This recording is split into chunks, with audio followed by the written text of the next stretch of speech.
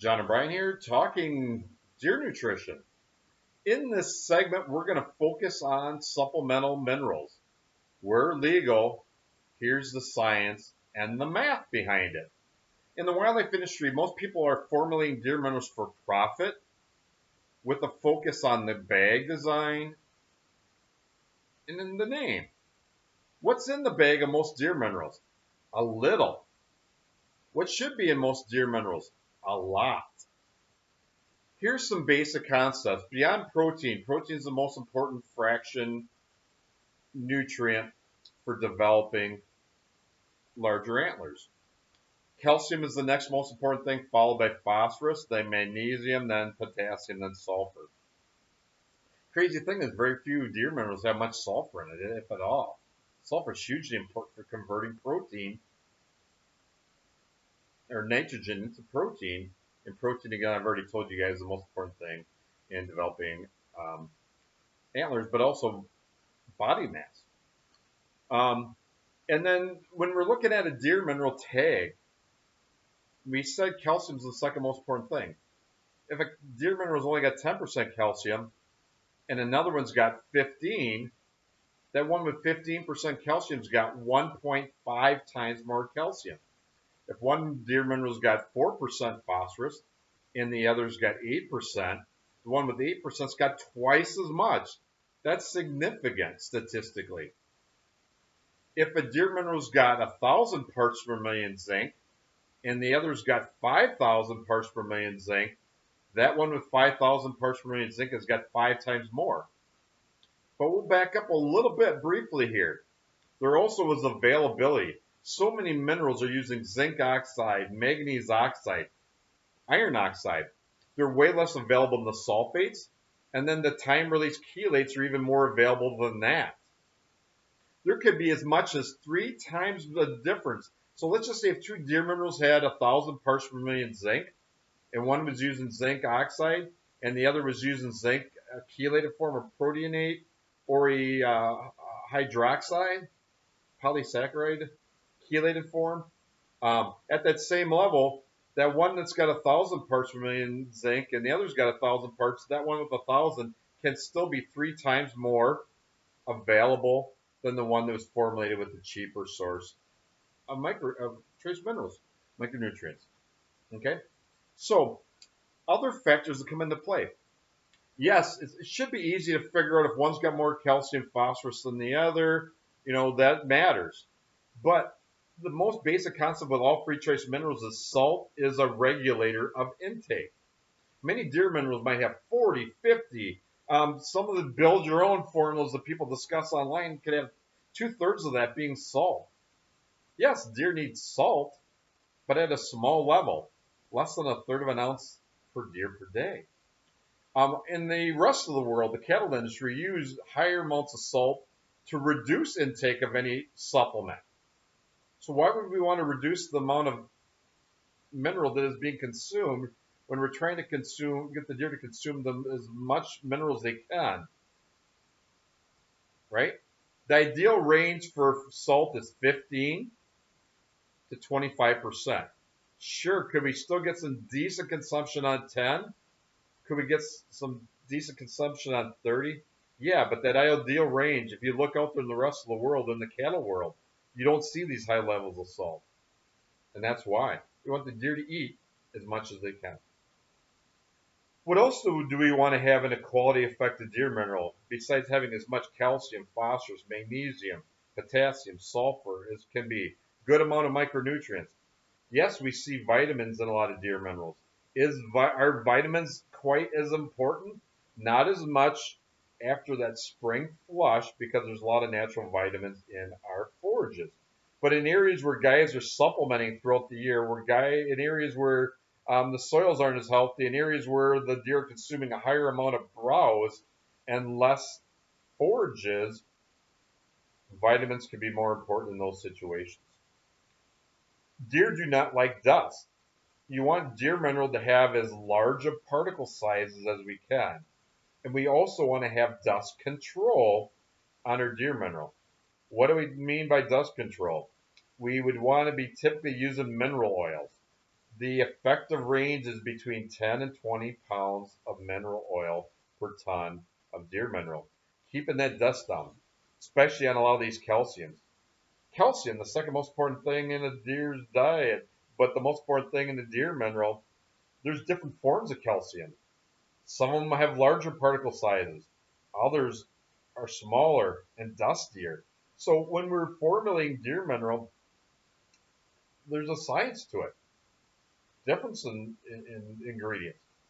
Take, for example, the monocal or dical. Dical, it can be 23% calcium, 18 to 18.5% phosphorus. Monocal would be 17% calcium, 21% phosphorus. That does vary too, according to sources.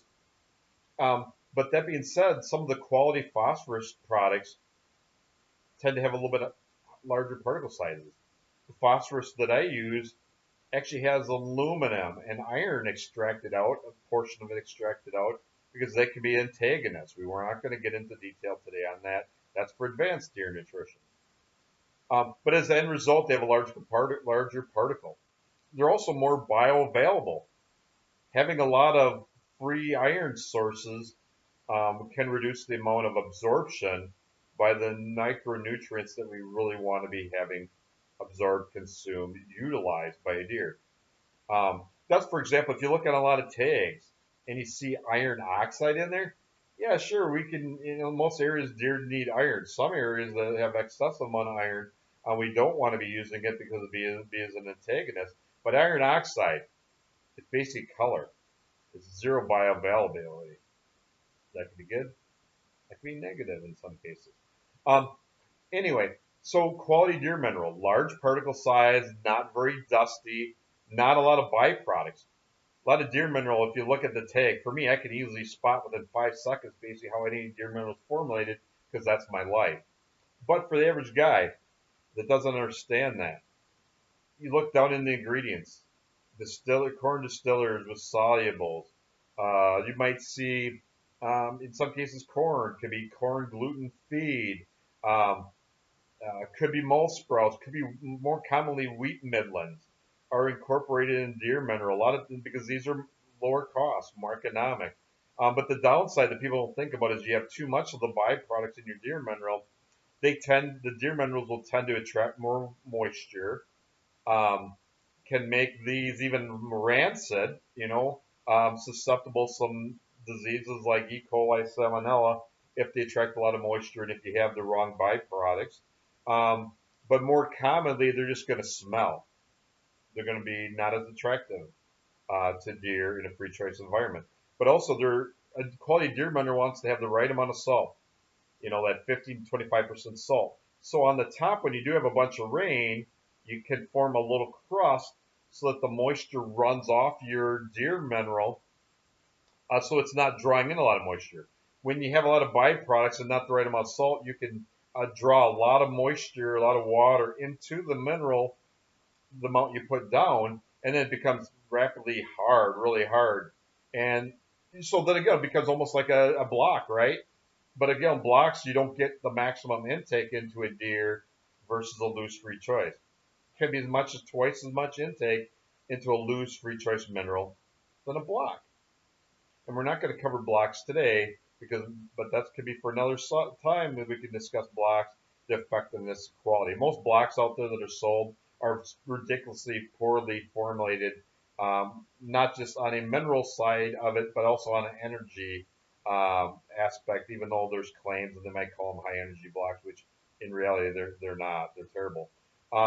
So your loose free trace mineral that we covered that has a high amount of macro major minerals, trace minerals, micronutrients, can have a regular, decent amount of vitamins, but also the ones that I formulate. We also have other things in it. We have the time release trace minerals versus the cheaper trace minerals. We discussed that a little bit. But we also are using things like E. coli blockers, salmonella blockers, Clostridium blockers, good for their overall gut health, reducing bad pathogens that could be out there, especially for guys that are supplementing with supplemental feeders throughout the year. And when you get a lot of rain and when these feeders are not being moved and they're in one concentrated area, and perhaps you might even have hogs out there, raccoons, nobody talks about disease potential. So if you're using something like I discussed, mosses, fosses, they are E. coli, salmonella, and in cases, certain products that you use, they can make claims for Clostridium blocking as well. That's a good benefit for their overall health. When you have a good overall health immune system, more response. Also, in some cases, using probiotics, yeast, nutraceuticals are good for overall gut health. You have good overall gut health, you have better utilization of the majors and micronutrients. Trace minerals, I guess I should stick with one term here, for consumption by deer. Other things you want to be looking at is flavors. So many people might use apple flavor, cherry flavor. Sure, they have their place. But on all formulas that I formulate, whether it be for deer, beef, sheep, horses, you name it, I use a blend of flavors. They're earthy. And again, the flavor bases I use also have some other benefits too.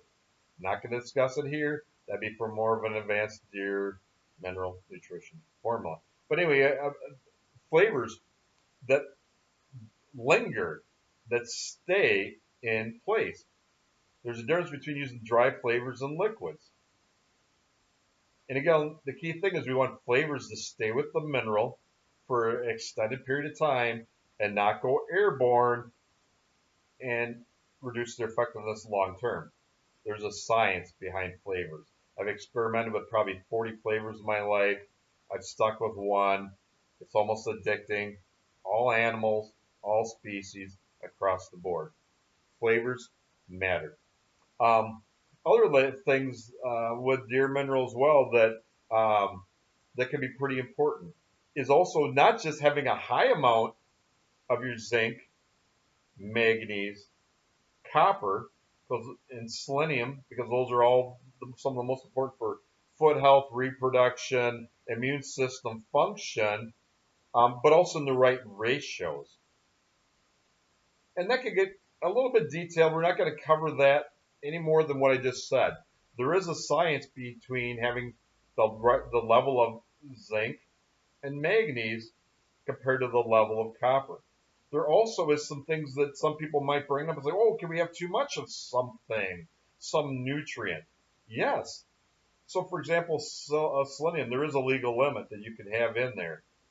But yet, if you're using the right type of selenium, the time release selenium, you're not worried about toxicities. When the deer consumes, especially in a higher level, it becomes absorbed in their muscle to be utilized down the road. Same deal if using the chelated forms of zinc, copper, manganese as well. Not worried about a toxicity. It's just like out in the farming world, deer farming world, where you give shots of Bosi, Musi, time release. So really what the deer are doing is they're consuming time release trace minerals that are stored in their body. Because here's something that most people don't think about. How often do deer eat mineral? Is it every day? Is it every other day? Is it every 3, 4 days? Well, I go back to this here again. Whatever deer eat, browse, food plots, mineral, supplements, you name it. There's usually about a 36 to 48 hour, maybe about 40 hour in the middle there, period of time from when they consume what they consume to when it's nearly utilized, because nothing's fully utilized in a diet. And so to get the most amount of, so let's just say if they eat deer mineral right now, this is the D day, D time, right now. Out there, deer just licked some mineral. They consume it. It's broken down fairly rapidly depending on the source of mineral. And if it's consumed at a really high level, it could be flushed, all through the system. And again, that's why we don't worry so much about excess amount of calciums. Some of those extra major minerals, if in excess, they don't do harm. They're flushed through the system. But anyway, so mineral. If you have time release mineral, if a deer only eats that comes back every 3 days. Not as big a deal when you're using time-release trace minerals versus the oxides that are utilized, broken down really rapidly. What deer do use deer licks? You tend to see more does, especially in the time frame. When's the maximum time frame for utilization of deer minerals? Usually starts when the bucks drop their antlers. Usually starts ramping up about 3 weeks before the does drop their fawns, and for does it continues until those fawns pretty much are weaning off. And also, you might see a little blip when it gets to be really hot, especially some areas around the United States where there's a lot of stress, heat stress, can be insect stress. And again, insect reduction can be handled through your mineral through basic concepts that we've used in the farming world for 40, 50 years. Not covering that here right now, but I'll throw one at you: sulfur. Every single deer mineral formula and ruminant nutrition formula, sheep formula, goat formula, horse formula, they all have sulfur in it. All animals need it, or most animals need it. Anyway, and that's one of the things that you can do for reducing your fly load, insect load. So during the stress periods, starting in most areas, late February, we start seeing intakes, and it just ramps up to maximum consumption. It's probably late June to the middle to end of July, right? And then after that, it starts dropping down, and then when the bucks, their antlers have already went from velvet to hardening off, and then the bucks are. And the other thing that corresponds with mineral intake is your management, location management. Are you a 365-day-a-year food plotter and wildlife manager? Are you a 90-day? Are you a 180-day? Do you got spring forages that are really laced and loaded with minerals and nutrition? Or are you just using winter rye, buckwheat in the spring? Low mineral forages, lower nutrient forages, lower protein forages. Or do you have quality browse? During that time when the does are lactating heavily, you got quality feed there for the does to eat where they're laced in nutrients. And again, as we move throughout the summer, do you have quality nutrients for when those bucks are putting a lot of inches?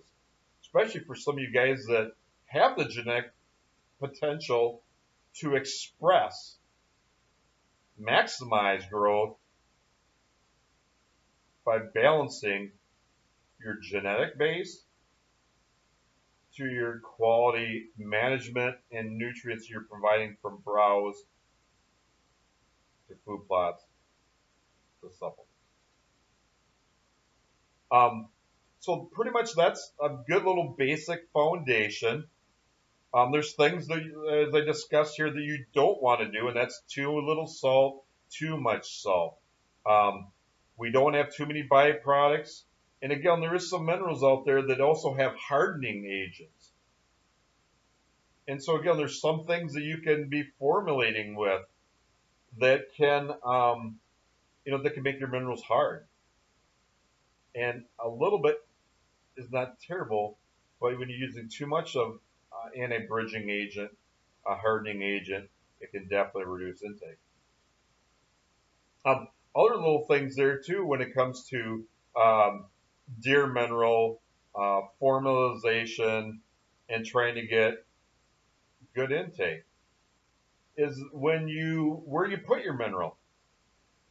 So many people say put on a stump, and you know what? I'm not going to argue that so much because again, there could be a little. The key thing is wherever you put your mineral, you want to be having it where it's not going to be sitting in a water hole. That you can, if you're going to put it on a stump, is it where there's some shading, where there's some overhanging leaves and branches where they can prevent the rain from congregating right where that mineral's sitting. If you're digging a mineral hole into the ground, which is what I advocate for, digging about 3 feet wide, and only dig it down a couple inches deep. You want the mineral to base for maximum consumption. From what I've seen with my numerous trials in the past, all free choice minerals for deer.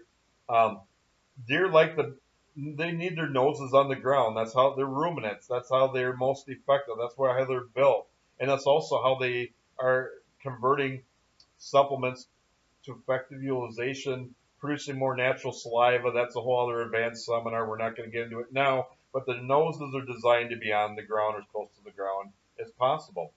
So you want your mineral on the ground. Don't bury it too deep. Have it so it's natural. Lightly kick a couple little tufts of clumps of soil back over top the mineral. Don't bury the mineral, but make it as appealing and as natural as can be. You're more apt to go after something that appears to be more natural than supplemented. Simple as that. Okay. Um, so that's my little talk today on deer mineral. Yeah, there's some other areas we can get into. Yeah, there's some other little trade secrets I'm not going to be covering here. I've already fluffed out a few for the general public. Hopefully, I helped you out here a little bit today. And thanks for your time. Thanks for listening. Anybody has any more questions, they're always welcome to drop me a call at 608-235-0628 or drop me an email at grandparay365 at gmail.com.